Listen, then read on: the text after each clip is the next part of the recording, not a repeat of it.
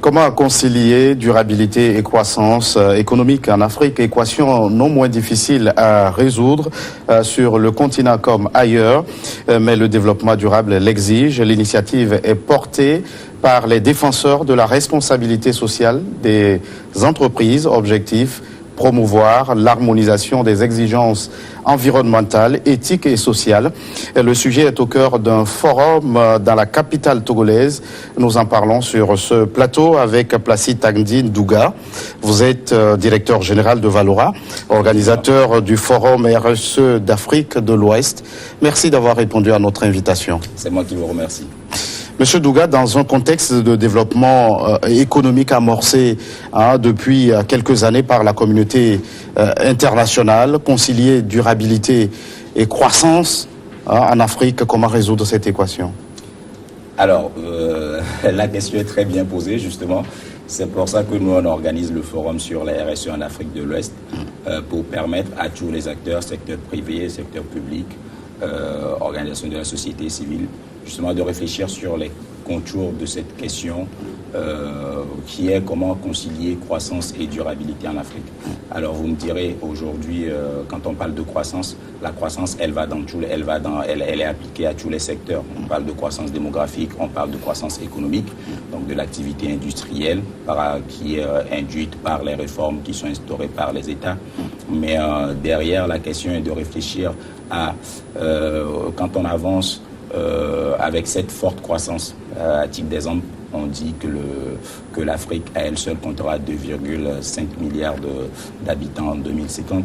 Donc, croissance et durabilité, il faut juste réfléchir à quel cadre créer pour permettre, par exemple, à ces 2,5 milliards d'habitants d'ici 2050 pour qu'ils puissent vivre dans de bonnes conditions. Avoir les ressources nécessaires. Voilà, avoir les ressources nécessaires, pouvoir avoir les éléments de base prioritaires quand on parle d'eau, d'hygiène et d'assainissement, et même sans oublier ces questions de changement climatique et tout le reste. Donc voilà, c'est la durabilité, justement c'est ce néologisme qui est apparu dans les années 90 et qui prône un peu la pérennité de la survie humaine.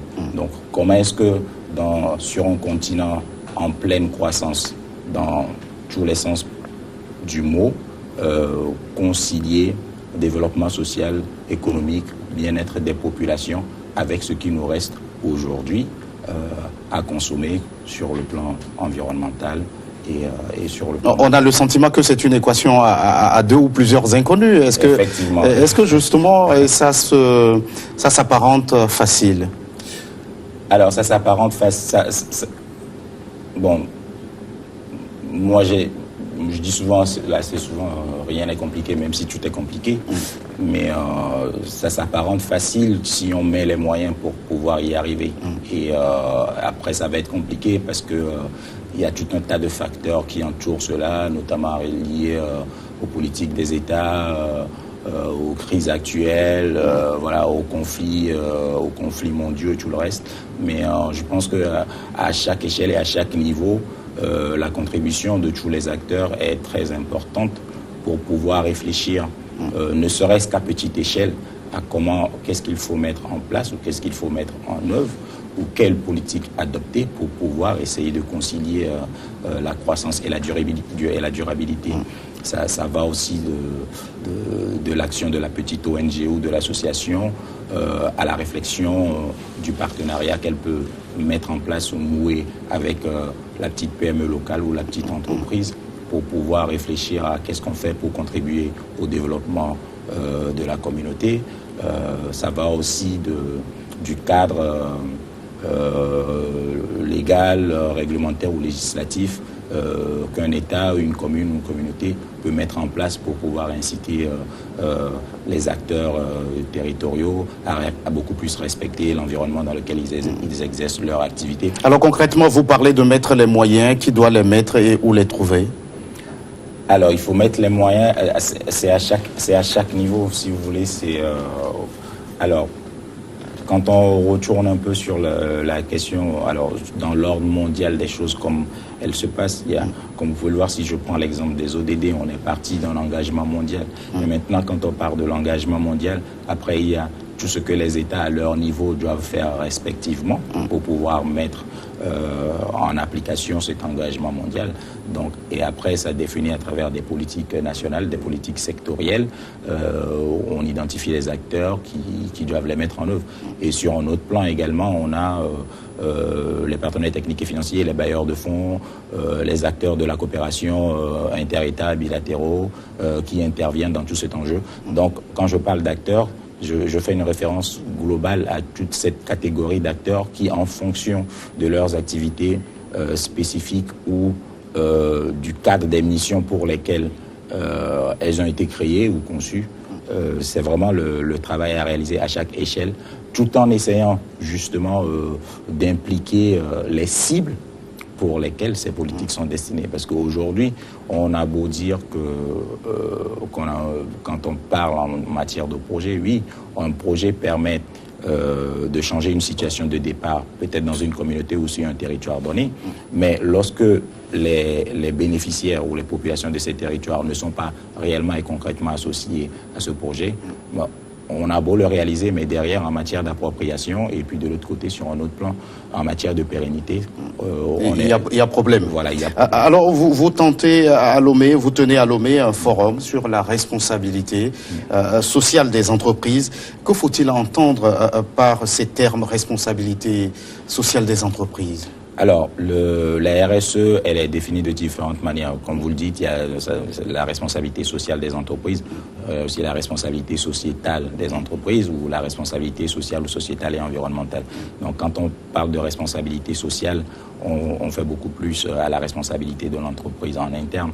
Et quand on parle de sociétale, c'est par rapport aux impacts de l'entreprise ou sur la société, sur son environnement. Sur son environnement, effectivement. Et nous, on est sur les deux cas. Alors, de façon très simple, la RSE, c'est la mise en œuvre des principes du développement durable à l'échelle d'une entreprise. Et comme vous l'avez bien dit en introduction de cette émission, c'est l'harmonisation des exigences environnementales, sociales et éthiques pour atteindre un développement durable. Alors, pourquoi un forum sur la RSE en Afrique de l'Ouest ? Je tiens à rappeler aux téléspectateurs qu'on a eu une première édition qui avait déjà été réalisée en 2015 au sein de la SASOF. Et on a mis 3 ans pour réaliser une deuxième édition parce que il y a eu d'autres activités qui ont été réalisées, mais ça nous a permis quand même de prendre du temps et un peu de recul par rapport à cette première édition, de voir les évolutions au niveau togolais, au niveau mondial qui sont arrivées et pouvoir mieux définir les contours d'un événement qui permettrait de répondre aux attentes de plusieurs parties prenantes. Et quand vous parlez d'évolution, qu'est-ce qui a pu évoluer depuis la première édition jusqu'à aujourd'hui ? Alors, quel changement ? Alors, le changement, il est à plusieurs niveaux. Alors déjà en 2015, il y a eu l'adoption des ODD. Donc après le forum, s'en est suivi la COP21 à Paris. Avec l'accord de Paris sur le climat. Avec l'accord de Paris sur le climat, où le Togo était très actif. On l'a vu notamment avec l'intervention du président de la République togolaise. Ensuite, il y a eu les engagements sur les ODD. Et s'en est suivi le travail sur le plan national de développement actuel. Et en fait, au niveau international, après l'adoption des ODD, l'ONU a fortement recommandé aux États africains de s'appuyer sur le secteur privé pour pouvoir les aider à réaliser atteindre les objectifs de développement durable. Donc nous, on a pris du recul justement par rapport à ça, pour voir par rapport aux engagements du Togo à l'échelle internationale et ce qui se fait à l'échelle nationale. On a vu effectivement qu'il y a une prise de conscience des acteurs, parce qu'aujourd'hui, il y a d'autres acteurs qui organisent des activités autour de la RSE. Au Togo actuellement, il y a des colloques, il y a des symposiums qui s'organisent sur les questions de développement, sur les ODD. Et ce recul et ce temps pris nous a permis d'identifier tous ces acteurs, de vraiment les cibler et puis d'organiser un événement au cours duquel tous ces acteurs seront présents pour pouvoir partager des expériences concrètes qui ont été mises en œuvre à chaque échelle, que ce soit locale ou sous-régionale. Et puis aussi de réfléchir tous ensemble avec les autres acteurs qui viennent d'autres pays, qui mènent d'autres actions sous d'autres formes, ou de la même manière aussi, à des solutions qui soient adaptées à notre contexte sous-régional pour pouvoir avancer vers une sorte de responsabilité sociétale entre des entreprises qui soient locales, adaptées à nos réalités, adaptées à nos cadres réglementaires, législatifs, mais qui reposent sur les standards internationaux. Alors, si je pars sur un exemple précis, la norme ISO 26000 qui définit concrètement la responsabilité sociétale des entreprises et qui comprend 7 problématiques, donc la gouvernance, les droits humains, le développement des communautés et j'en passe.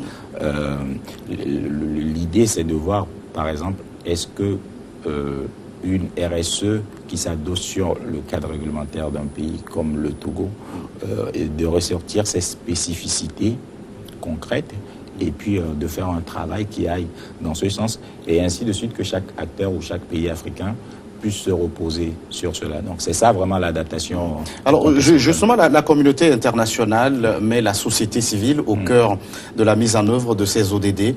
Comment mesurez-vous le rôle qu'est le vôtre dans ce processus? Alors nous, la question elle est très bien posée justement parce que à travers ce forum et même puisque même nous à Valora et à RSE peut aider, nous sommes des acteurs de la société civile. Donc nous, notre travail justement c'est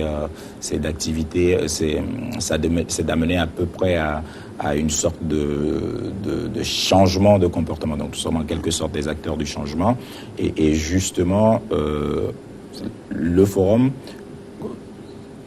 le format sur lequel nous l'organisons, ce n'est pas le rendez-vous des entreprises qui viendront échanger sur leurs pratiques. C'est le rendez-vous de tous les acteurs. C'est vraiment la plateforme où l'acteur gouvernemental qui vient aura des informations qui sont de son secteur d'activité pour comprendre à son échelle ce qu'est la RSE et quel levier, lui, à son niveau, il peut avoir pour pouvoir faciliter sa mise en œuvre. L'acteur de la société civile qui vient aura justement des retours d'expérience d'autres acteurs de la société civile africaine, européenne, sur ce qu'est la mise en œuvre. Et derrière, c'est un travail, ça qui viendra aussi sûrement après, mais d'information, de sensibilisation, mais aussi de formation de ces acteurs de la société civile pour qu'ils s'approprient justement les contours et les enjeux de la RSE et qu'ils arrivent aussi à la mettre en œuvre. Alors, sur un autre plan, il est important de mettre en lumière ce fait que sans les acteurs de la société civile, effectivement, on ne peut pas forcément arriver à atteindre le rendez-vous, aller au rendez-vous 2030. D'accord. Alors, Monsieur Douga, la RSE se positionne à l'échelle mondiale comme un outil d'harmonisation, hein, on l'a dit, des exigences environnementales, éthiques et morales. Comment est-elle perçue au sein des entreprises elles-mêmes? Est-ce que les entreprises elles-mêmes en prennent véritablement conscience?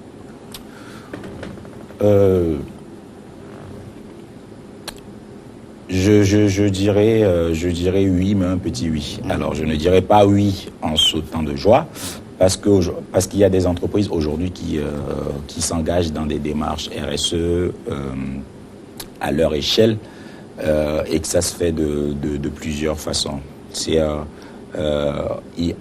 On démarre toujours, on commence toujours par quelque chose, après on peut parfaire. Donc aujourd'hui, au Togo, il y a des entreprises qui s'engagent dans des démarches RSE, même s'il faut les parfaire, il faut déjà saluer cette première étape de l'engagement. Maintenant, après, il faut savoir mettre une différenciation entre la connaissance du concept, la pratique elle-même et la mise en œuvre. Donc, nous, on se met un peu à l'échelle à différentes échelles à ces 3 niveaux, justement, puisque Valora, bon, sans trop faire de la pub, Valora, c'est un cabinet de conseil et d'accompagnement en stratégie et démarche RSE. Donc, nous, c'est notre... Et donc, ce qui manque aujourd'hui à la RSE dans notre pays, le Togo, je vais parler du Togo, après je vais parler du Sénégal, d'autres pays, c'est vraiment cet aspect où il y a un travail de fond qui est réalisé, où le diagnostic stratégique de départ qui manque par rapport au cas que nous avons eu à étudier et à observer. Donc il y a un gros travail de diagnostic stratégique qui manque. Mais le travail de diagnostic stratégique, c'est comment identifier toutes ces parties prenantes. Les parties prenantes, c'est toutes les personnes qui ont une interaction avec les activités de l'entreprise. Alors, lorsqu'une entreprise s'engage dans cette démarche RSE, qu'est-ce que cela implique à son niveau? Dans un premier temps, la démarche RSE, pour qu'elle marche bien, elle doit être impulsée par le dirigeant de l'entreprise. Il faut faire ça, c'est à 2 échelles. Tant que la démarche n'est pas impulsée par le haut, il y a une difficulté d'appropriation par les acteurs du bas. Et tant que la démarche n'est pas épousée par les acteurs du bas et que les objectifs ont été définis d'un commun accord par tous les acteurs afin de les amener à s'impliquer, et ben c'est une politique RSE qui va également voguer au gré du vent et des bons souhaits de chaque acteur. Il est très important puisque, si vous voulez, l'entreprise, elle est compétitive, elle est rentable que lorsque toute la chaîne de valeur travaille comme il se doit et que chaque acteur joue bien son rôle.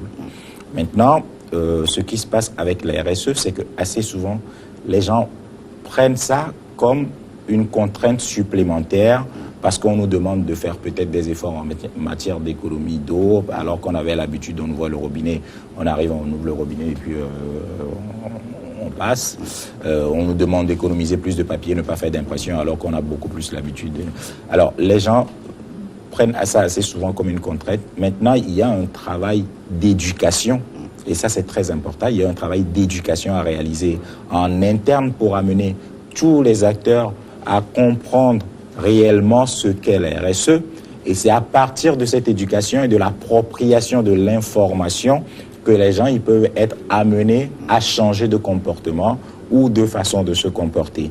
Et maintenant, de l'autre côté, c'est un outil de gouvernance qui permet de réduire, bon, je ne dirais pas de façon considérable, mais puisque la RSE, elle est mise en place de façon continuelle et les objectifs sont atteints, évalués et on remet d'autres choses. Mais c'est un outil de gouvernance, un outil managérial qui permet d'avoir une vision globale sur les impacts que son activité a sur ses parties prenantes internes et externes. Et puis, c'est un outil qui permet justement de pouvoir, en identifiant ces impacts, de pouvoir mettre en place des mesures correctives, des mesures d'atténuation et qui permettent justement à l'entreprise de faire des économies de coûts.